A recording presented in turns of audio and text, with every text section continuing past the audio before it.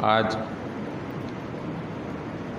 سورہ حجر کی آیت نمبر 42، 43 اور اس سے آگے انشاءاللہ سماعت کریں گے۔ ذی الحج کی آج 17 تاریخ اور مغرب کے بعد 18 تاریخ لگ جائے گی، اور اسلام کے ایک مایہ ناز فرد خلیفہ سوم حضرت سیدنا عثمان بن عفان رضی اللہ تعالی عنہ کی شہادت 18 ذی الحج کو ہے، تو اسی مناسبت سے بھی چند ایک باتیں آپ کے سامنے عرض کروں گا۔ فی الوقت یہ ہے کہ سورہ حجر میں یہ رکوع نمبر 3 مسلسل چل رہا ہے، جس کے اندر ایک مکالمہ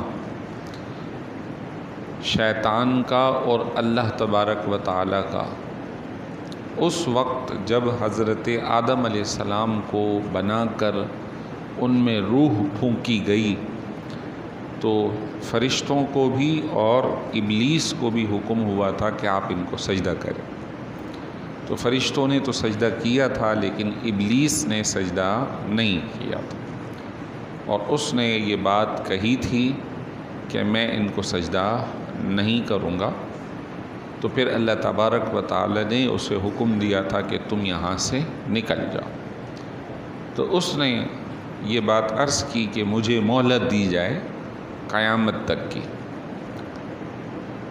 تو اللہ تبارک و تعالی نے اس کو مہلت دی، لیکن قیامت تک کی نہیں، بلکہ جو آیت میں الفاظ ہیں وہ یہ ہے الی یوم الوقت المعلوم، وقت معلوم تک اسے مہلت دے دی گئی۔ تفسیر میں آتا ہے کہ قیامت سے پہلے ایک ایسا وقت آئے گا جس میں سارے لوگوں کو ختم کیا جائے گا، سور پھونکا جائے گا۔ اس کو نفخہ اولا اور نفخہ ثانیہ بھی کہا جاتا ہے۔ نفخہ کا مطلب ہوتا ہے پھونکنا۔ حضرت اسرائیل علیہ السلام ایک تیز آواز میں نفخہ یعنی پھونک ماریں گے۔ اب اس کی مثال اگر سمجھنی ہو تو جیسے کوئی بہت بڑا باجا ہو جس کے ایک طرف پھونک ماری جائے تو دوسری طرف آواز نکلے، تو کوئی اس طرح کی صورت ہوگی۔ بعض تفاسیر میں آتا ہے کہ وہ کوئی بیل کا سینگ ہوگا خالی کیا ہوا، یا سینگ نما کوئی چیز ہوگی، جس میں سے آواز جب نکلے گی تو وہ آواز جس تک پہنچے گی، روئے زمین پر جو بھی حیات شے ہوگی وہ سب فنا ہو جائے گی۔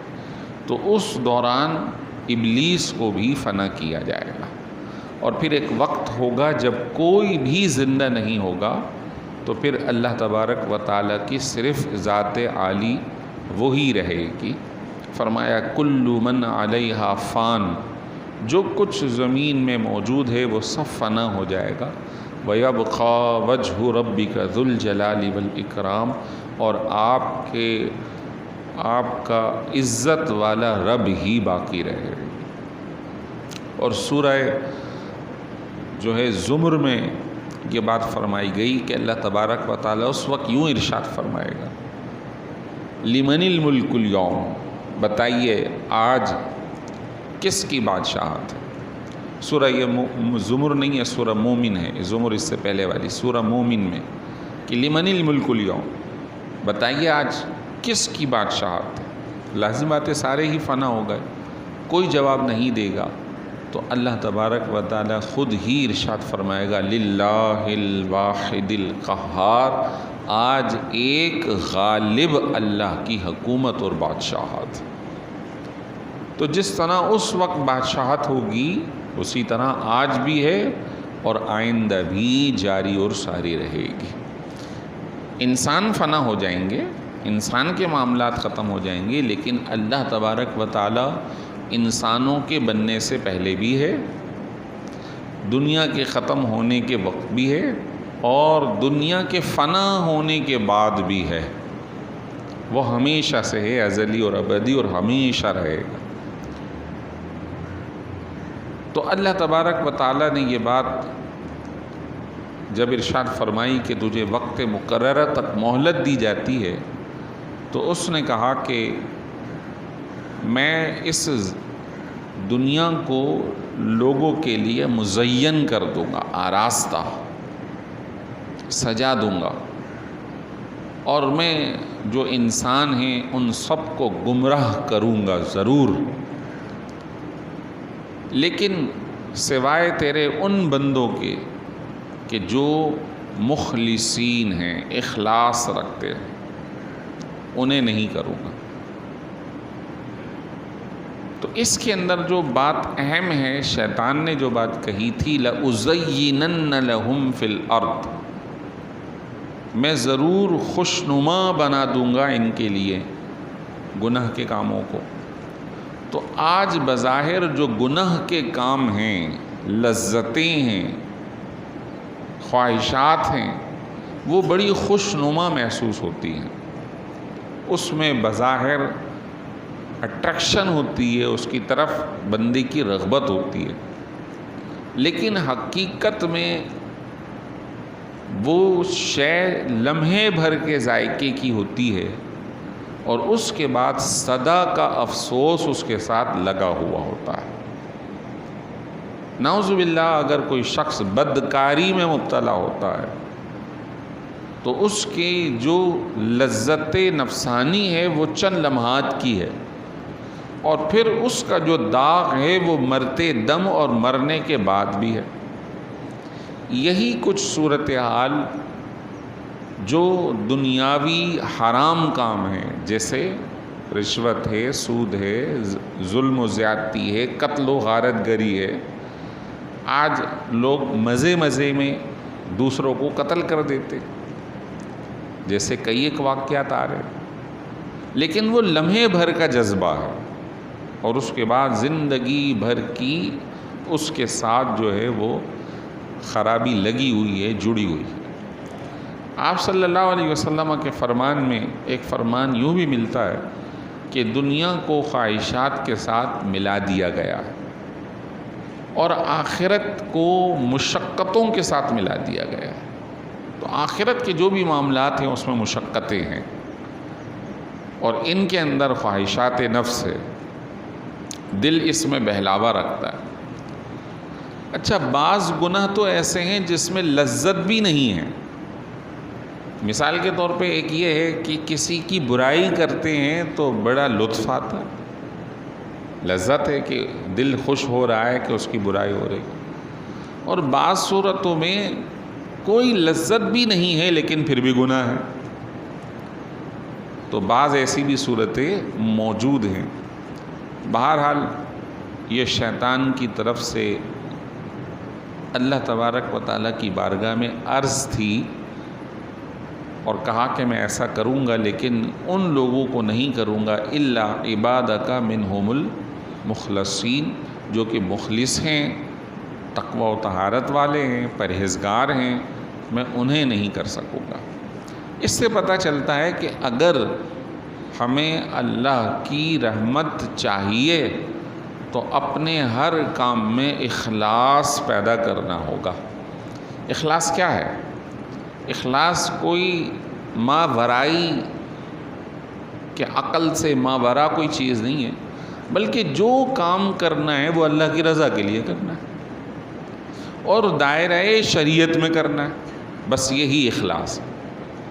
پھر جتنی رغبت اللہ، اللہ کی طرف رغبت کی بنیاد پہ کیا جائے وہ کام اتنا ہی بڑھتا چلا جائے گا، اتنا ہی اس کا ثواب بڑھتا چلا جائے گا۔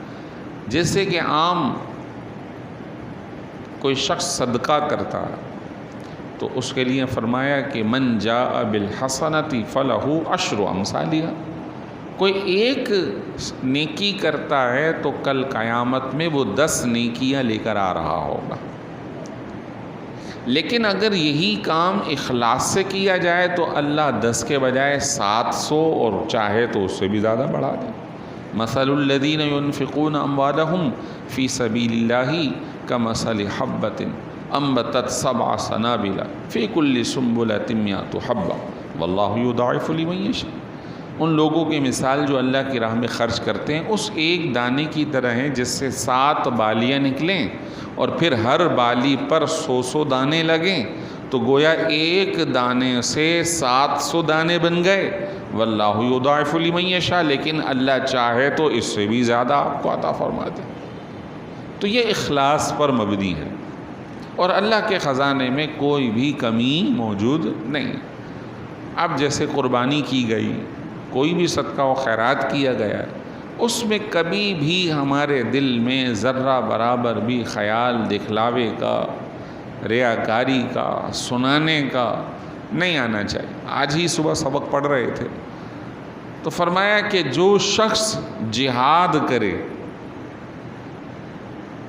جبکہ وہ دکھلاوا چاہتا ہو، دنیا کا مال چاہتا ہو، سنانا چاہتا ہو، تو فرمایا فلا اجر لہو، اسے بالکل بھی اجر نہیں ملے گا، بالکل بھی اجر نہیں ملے گا۔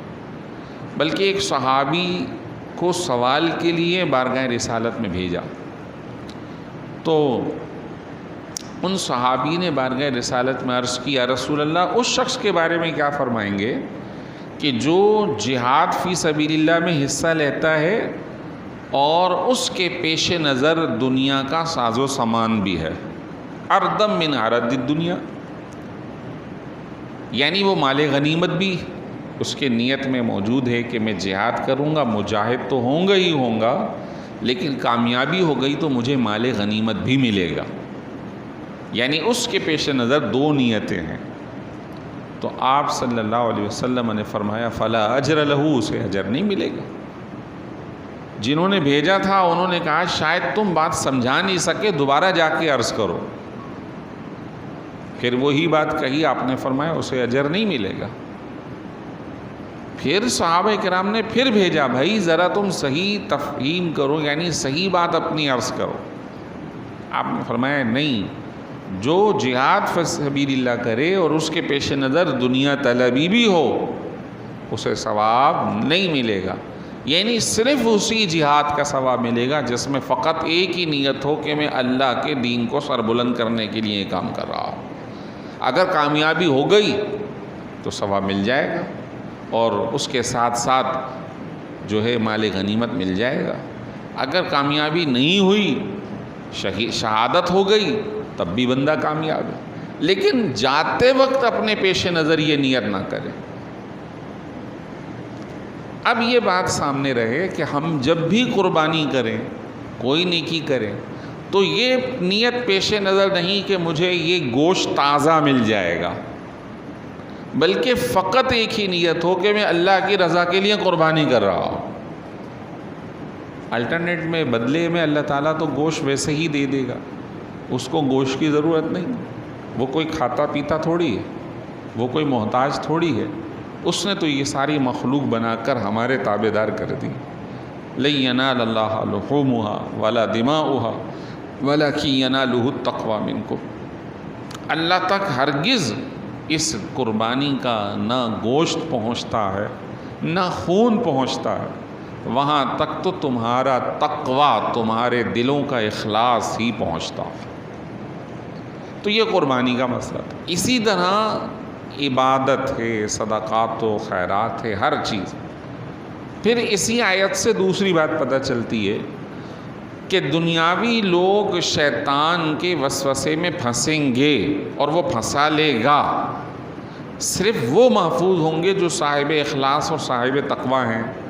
لہٰذا صاحب اخلاص اور صاحب تقوی بزرگوں کو اپنا سربراہ مقرر کرنا چاہیے، ان کی تابع داری اختیار کرنی چاہیے، ان کی نشست و برخاست کو اپنانا چاہیے، کیونکہ دنیا میں جو جتنا لگا ہے، ایک ہے ضرورت کے پیش نظر، اور ایک یہ ہے کہ حرص انسان کے اندر بھری گئی ہے۔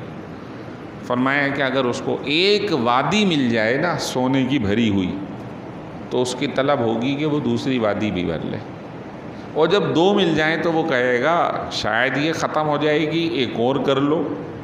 جیسا کہ ہم مختلف سیاست دانوں کو بھی دیکھ سکتے ہیں، اتنا مال ہے، شاید ان کو پتہ ہی نہ ہو ان کا اکاؤنٹوں میں کدھر کدھر پڑا، لیکن پھر بھی حرص دنیا یہ تو مثال ہے وہ جو معروف ہے.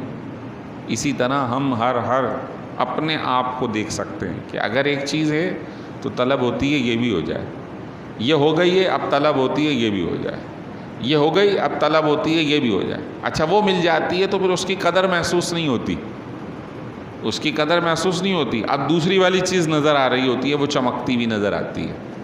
حالانکہ جو مل گیا ہے اس پہ شکر اور صبر کریں تو اللہ تعالیٰ خود ہی اس میں برکت عطا فرما دے گا. انسان ایک لقمہ کھاتا ہے, اس کو یہ چیز اچھی لگتی ہے, لیکن اس کی مثال ذرا دیکھیے کہ ایک ہی بہترین چیز اس نے کھا لی, کھانا کھا لیا اور اس کا پیٹ بھر گیا. اب اسے لاکھ اچھی چیز دے دیجئے, وہ 2 لقمے کے بعد کہے گا اب طلب نہیں ہو رہی, اب طلب نہیں ہو رہی. حالانکہ جب وہ خالی تھا تو یہی چیز اسے بڑی اچھی لگ رہی تھی. یہی انسانی نفس کا حال ہے کہ اسے جب مل جاتی ہے کوئی چیز تو وہ اس سے بھرپور ہو جانا چاہیے, لیکن دنیاوی مال کی جو رغبت ہے وہ اتنی ہے کہ ملنے کے باوجود یہ رغبت بڑھتی رہتی ہے. فرمایا الہاکم التکاثر, تمہیں مال کی کثرت نے غفلت میں ڈالا ہوا, حتی زرتم المقابر, اور یہ غفلت اس وقت ٹوٹے گی جب تم قبروں کا منہ دیکھ لو گے. ایسے بھی کئی لوگ ہیں کہ جو سود کھاتے کھاتے مر گئے, رشوتیں لیتے لیتے انہیں ہارٹ اٹیک ہو گیا, حرام کام کرتے کرتے شرابیں پیتے پیتے مر گئے. اور ایسے بھی ہیں اللہ والے جو کلمہ پڑھتے ہوئے, تلاوت کرتے ہوئے, ذکر و اذکار کرتے ہوئے ان کی روح دنیا سے نکل گئی. تو ایسے لوگوں کو ہمیں اپنا پیش رو بنانا چاہیے. پھر فرمایا الا من اتبعک من الغاوین, پیچھے سے فرمایا ھذا صراط علی مستقیم, کہ یہ جو راستہ ہے نا مخلصین کا, یہ سیدھا راستہ ہے میری طرف آنے کا. جبھی ہمیں کہا کہ بھئی آپ نماز پڑھتے ہیں تو اس میں کیا دعا کرتے ہیں, اہدنا الصراط المستقیم صراط الذین انعمت علیہم, مولا ہمیں سیدھے راستے پر چلا اور ان لوگوں کے راستے پر چلا جو تیرے انعام یافتہ. ان انعام یافتہ لوگوں میں انبیاء علیہم السلام پہلے نمبر پر ہیں اور دوسرے نمبر پر صحابہ کرام. آج جیسے میں نے عرض کیا کہ حضرت سیدنا عثمان غنی رضی اللہ تعالیٰ عنہ کا بھی آج مغرب کے بعد 18 ذی الحج کو یوم شہادت ہے. تو صالحین کے اندر حضرت عثمان غنی ایک بہت بڑی مثال ہے ہمارے لیے. ان کی ذات میں جو امتیازی وصف ہے وہ ہے ان کا شرم و حیا والا ہونا, انتہائی با حیا, انتہائی. ایک مرتبہ سرکار دو عالم صلی اللہ علیہ وسلم بیٹھے ہیں اور اپنے گھر میں جس طرح ہر فرد ریلیکس بیٹھا ہے آپ بھی بیٹھے. اتنے میں صدیق اکبر تشریف لے آئے, بیٹھے, سلام دعا ہوئی, بات چیت ہو رہی. اتنے میں عمر فاروق تشریف لے آئے, بیٹھے, بات چیت ہو رہی. اتنے میں حضرت عثمان غنی آئے تو حضور اٹھ کر بیٹھ گئے اور ہلکی سی آپ کی جو ٹخنا ہے اس سے اوپر پنڈلی مبارک سے کپڑا ہلکا ہٹا ہوا تھا جو تہبند پہنتے تھے اس کو بھی سیدھا کر لیا, ٹخنوں تک پورا کر لیا. تو سیدہ بی بی عائشہ نے بعد میں پوچھا کہ میرے والد آئے آپ بے تکلف, عمر فاروق آیا بے تکلف, لیکن جب عثمان غنی آئے تو آپ نے جو پنڈلی پر کپڑا تھا وہ بھی صحیح فرما لیا. آخر ایسا کیوں؟ فرمایا میں اس سے حیا کیوں نہ کروں جس سے فرشتے بھی حیا کرتے. اس لیے یہ پسند نہیں ہے, سمجھ رہے ہیں, اس قدر حیا اور شرم ان کی ذات کے اندر موجود. شرمیلے اگر وہ تنہائی میں بھی ہوتے تھے تب بھی برہنہ نہیں ہوتے تھے. کپڑے بھی بدلنے تو پہلے تہبند باندھ لیا, پھر اوپر سے چین, پھر نیچے سے چین کیا, پھر تہبند کھول لی. اس طرح نہانا بھی ہے تو بالکل کبھی کھڑے ہو کے نہیں نہایا, بیٹھ کر ہی نہاتے تھے. اس قدر یعنی تنہائی میں ہونے کے باوجود شرم و حیا. اور پیارے آقا علیہ الصلوۃ والسلام سے محبت کا عالم, جان دے دی لیکن سرکار کے شہر کی بے حرمتی نہیں ہونے دی. آپ سے آ کر عرض کی کہ آپ کے گھر کا محاصرہ کر لیا کچھ باغیوں نے, آپ ہمیں حکم دیں, تو کیا نہیں ہو سکتا تھا. وہ پوری ریاست کے سربراہ تھے, مشنری ان کے پاس تھی، اسلحہ ان کے پاس تھا، افراد ان کے پاس تھے. ایک آرڈر جاری ہوتا تو چند ایک باغی تھے جو مدینہ منورہ میں آئے، سب کا قلع کما ہے، محاصرہ کر کے ہو سکتا تھا. لیکن فرمانے لگے کہ میں نہیں چاہتا کہ سرکار دو عالم صلی اللہ علیہ وسلم کے شہر کو میں خون آلود کروں، فساد میری وجہ سے ہو، قتل و غارت گری ہو اس شہر کے اندر، یہ میں نہیں چاہتا. وہ لوگ میری جان کے در پہ ہیں تو جانے دیں. آپ اندازہ کریں، شہادت برداشت کر لی لیکن شہر مصطفیٰ صلی اللہ علیہ وسلم کی بے حرمتی اپنے حکم سے نہیں ہونے دی. اور اس قدر محبت کہ جس ہاتھ سے سرکار دو عالم صلی اللہ علیہ وسلم سے بیعت کی تھی، یعنی اپنا ہاتھ حضور کے ہاتھ پہ رکھ کر مسلمان ہوئے تھے، کہتے مرتے دم تک پھر اس ہاتھ کو کبھی ناپاک جگہ یا ناپاک چیز یا شرم گاہ پہ بھی نہیں لگایا کہ میں نے یہ ہاتھ سرکار دو عالم کو ہاتھ دیا ہے. اللہ اکبر. آپ اندازہ کر سکتے ہیں کہ ایک انسان بے تکلفانہ اپنے اعضاء پہ ہاتھ لگاتا رہتا ہے، لیکن انہوں نے اس چیز کا خیال کیا کہ نہیں، میں نے اس ہاتھ سے سرکار دو عالم صلی اللہ علیہ وسلم سے بیعت کی، میں یہ نہیں کر سکتا. اس قدر اور محبت. اللہ اکبر، اللہ اکبر. ایک مرتبہ بارگاہ رسالت میں عرض کی کہ میرے گھر تشریف لے آئیے، کچھ کھانا تناول کر لیں. تو آپ علیہ الصلوۃ والسلام نے دعوت قبول فرمائی. آپ ان کے گھر تشریف لے گئے. اب سرکار آگے آگے ہیں اور حضرت عثمان غنی پیچھے ہیں، اور آپ آگے آگے چل رہے ہیں، حضرت عثمان غنی پیچھے کچھ گن رہے ہیں. گھر تک پہنچ گئے. عثمان کیا کر رہے ہو؟ عرض کی آپ کے قدم گن رہا ہوں کہ آپ کے مبارک قدم میرے گھر آئیں تو جتنے قدم چلے ہیں میں اتنے ہی غلام اللہ کی راہ میں آزاد کر دوں گا. اتنے غلام میں اللہ کی راہ میں آزاد کر دوں گا. یہ خوش نصیبی ہے کہ آپ میرے گھر تشریف لا رہے ہیں. یہ بڑی سعادت ہے، بڑی سعادت. اور سرکار کی محبت ان سے، اللہ اکبر. وہ امتیاز اللہ نے عطا فرمایا جو قیامت تک کسی کے لیے نہیں ہے کہ ایک نبی نے اپنی 2 صاحبزادیاں کسی ایک فرد کے نکاح میں دی ہوں. حضرت آدم سے لے کے اور قیامت تک یہ کوئی نہیں ہے. حتیٰ کہ نبی کی، یعنی نبی ہونے کے ناطے کہ کسی نبی نے اپنی 2 صاحبزادیاں ان کے نکاح میں دی ہوں. لیکن اس کا مطلب یہ نہیں ہے کہ یہ نبی سے آگے بڑھ گئے. نبی کا اپنا مقام ہے، صحابی ان کے نیچے ہیں. لیکن ایسا تاریخ میں ہوا نہیں کہ کسی نبی کے نکاح میں بھی ایک کے بعد دوسری بیٹی کسی نبی کی آئی ہو. ان کا مقام اور مرتبہ بہت بلند و بالا ہے. لیکن عام امتی کے اندر، عام لوگوں میں نبیوں کے بعد حضرت عثمان غنی واحد ہیں کہ ایک نبی نے اپنی بیٹی ان کے نکاح میں دی، ان کا انتقال ہو گیا. اتنے خوش ہیں کہ اپنی دوسری بیٹی بھی ان کے نکاح میں دے دی، اور فرمایا اگر میری 40 بیٹیاں بھی ہوتی تو ایک کے بعد ایک عثمان غنی کے نکاح میں دے دیتا. اس سے جو سبق ہے وہ یہ ہے کہ ہر ماں باپ کو یہ بات پسند ہے کہ ان کی بیٹی خوشحال رہے، خوش خرم رہے، ان کا خیال کریں. ہم بھی چاہیں گے کہ ہماری آل اولاد جس گھر میں بھی جائے خوش و خرم رہے. تو دوسری طرف بھی دیکھنا چاہیے کہ کسی اور کی بیٹی ہمارے گھر آئی ہے تو ہم بھی اسے خوش خرم رکھیں، اس کا بھی خیال کریں. بسا اوقات ایسا دیکھا گیا ہے کہ ان کے گھر میں جو ان کی بیوی موجود ہے اس پہ تو جو ظلم و زیادتی ہے، لیکن اپنی بیٹی کو اپنے سر پہ بٹھایا ہے تو وہ بیوی محسوس کرتی ہے کہ میں بھی تو کسی کی بیٹی ہوں، کسی کی بہن ہوں، اپنی والی کے لیے تو اتنا جذبہ. اور ہمیں یہ بات سمجھنی چاہیے. ہاں، محبت کے جذبات اپنی جگہ، لیکن ادب و آداب، اخلاق اور کردار میں کمی نہیں آنی چاہیے. اپنی بیٹی ہو یا پرائی ہو، یعنی بیوی ہو یا بیٹی ہو. ایسا نہ ہو کہ محبت کے جذبات میں اپنی بیٹی کو اخلاق سکھانا چھوڑ دیا، دین کی تعلیم دینا چھوڑ دی، وہ جو چاہے وہ کرے، جو چاہے اس کو ہم نے کر دیا. نہیں نہیں نہیں نہیں، اخلاقی دائرے میں رہتے ہوئے تربیت ضروری ہے. سرکار دو عالم صلی اللہ علیہ وسلم کے پاس بی بی فاطمہ الزہرا آئیں، بڑی محبت کرتے تھے.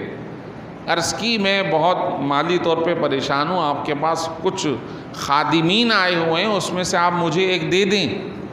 چکی پیس کے ہاتھ میں چھالے پڑ گئے، مشکیزہ اٹھا کر کندھے پر نشان پڑ گیا ہے، آپ مجھے یہ دے دیں، ایک خادم تو میرے باہر کا کام کر دے گا، گھر کے میں خود کر لوں گی۔ فرمایا نہیں، تم سے پہلے ان یتیموں کا حق ہے جن کے ماں باپ فلاں جہاد میں شہید ہو گئے، ان کا کوئی رکھوالا نہیں ہے، ان کا کوئی کام کاج کرنے والا نہیں ہے، یہ غلام ان کو دیے جائیں گے۔ بیٹی تمہارے لیے بہتر ہے کہ تم نماز کے بعد 33 مرتبہ سبحان اللہ، 33 مرتبہ الحمدللہ اور 34 بار اللہ اکبر پڑھ لو۔ دیکھیے حضور سے بڑھ کر کون اخلاق سکھانے والا ہوگا۔ اور موقع آیا، ایک قریشی خاتون، اتفاق اس کا نام بھی فاطمہ تھا، اس نے چوری کر لی، تو لوگوں نے آپ علیہ الصلوۃ والسلام کے منہ بولے صاحبزادے حضرت زید بن حارثہ کو اپنا سفارشی بنا کر بھیجا کہ جا کر کہیں، عرض کریں کہ اس کی سزا معاف کریں یا سزا چینج کریں، اس کے ہاتھ نہ کٹیں، کیونکہ اگر اس کے ہاتھ کٹ گئے تو قریش قبیلہ سب سے معتبر قبیلہ مکے میں ہے، لوگ ہمارے لیے عار پیدا کریں گے کہ دیکھو قریش خاندان کی لڑکی بھی چور نکلی۔ حضرت زید نے جا کر یہ بات کہہ دی، حضور بہت زیادہ ناراض ہو گئے اور ممبر پر تشریف لے گئے، خطبہ دیا اور پھر فرمایا خدا کی قسم آج اگر فاطمہ بنت محمد بھی ہوتی تب بھی اس کے لیے یہی سزا تھی۔ یہ اخلاق ہے کہ اگر کوئی حرام میں مبتلا ہوگا تو اپنی بھی ہو تب بھی اس کے لیے یہی ہے۔ اب ہم محبت میں اس دائرے میں نہ جائیں کہ ہماری آل اولاد حرام میں مبتلا ہو رہی ہو۔ تو ادب و آداب اپنی جگہ، خوشحالی اپنی جگہ، کھلانا اڑانا پہنانا اپنی جگہ، لیکن اخلاقیات، کردار کی درستگی یہ بھی ضروری ہے۔ اللہ تبارک و تعالی ہم سب کو عمل صالح کی توفیق عطا فرمائے، اور حضرت سیدنا عثمان غنی رضی اللہ تعالیٰ عنہ کو اللہ تعالیٰ کروٹ کروٹ چین اور جنت میں اعلیٰ مقام عطا فرمائے۔